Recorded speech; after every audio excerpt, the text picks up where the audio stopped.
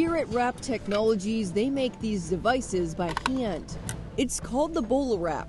Everything about the device is about de-escalation. The BolaWrap is a device for law enforcement. It's pointed like a TV remote at someone to restrain them and releases a Kevlar rope with anchors, as seen in this video provided by Wrap Technologies. If you look at technology, how often do we get cell phones, right? It feels like they come out every month with a new one. But the last technology that came to law enforcement to help them solve these situations was the taser 20 years ago. Tom Smith is the president of Wrap Technologies. This isn't his first time developing tools for police. I started taser with my brother back in 1993. We first showed you the BolaWrap when it launched in 2019. Since then, it's been adopted by over 500 agencies in the U.S. I believe this is going to end up on every officer's belt. It only takes a few minutes for anyone to learn how to use the BolaWrap. Everything about this is wrap.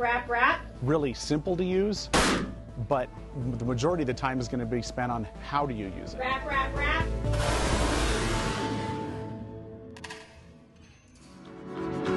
Training through methods like virtual reality. Step over here now, please. Wrap. The company has been collecting body cam footage for the past couple years from departments across the country to show real-life scenarios where it's been used. Come on, man. Come on. We got you, man. You don't build a house with just a hammer. There's multiple tools that everybody needs to do these different jobs. And this tool is designed, again, intervention. It's an apprehension tool early in that scenario. Another tool in the tool belt. The more things that are put on that tool belt, the more that the officer has to process, sometimes in a really quick period of time, of what I'm going to use, and that could put them at a disadvantage at times. William Terrell is a criminal justice expert. He says adding another tool can be beneficial, but also overwhelming. He's watched as the discussion around police use of force has been happening for decades, but more recently... What is new is the public for the first time is seeing use of force being used because of social media, because of body-worn cameras, because of cell phone footage. Put your hands up! But the more attention that's paid to the coercive element of policing, I think the better, because it pushes innovation. Innovations like the BolaWrap.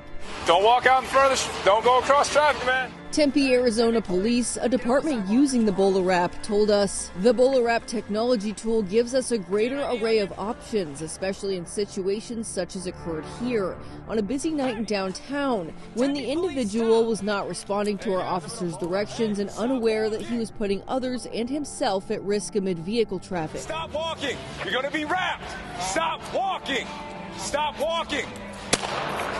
It doesn't solve every scenario. There's nothing that does, but it can solve a lot of these scenarios where, unfortunately, those other videos that have gone viral because of the really tragic ending, we're trying to avoid those. William and Tom say agencies can be slow to change. Policy development around use of force has been fairly slow. I do think that the last 5 years post-George Floyd, that departments are reassessing their policies more frequently. We are seeing movement. It just happens slow because it's government, and government doesn't do anything quick. But they're both seeing departments interested in looking at policy changes. But it's certainly going to solve a lot of these scenarios every day that law enforcement face, that they have to take somebody into custody and you don't want to have to hurt them.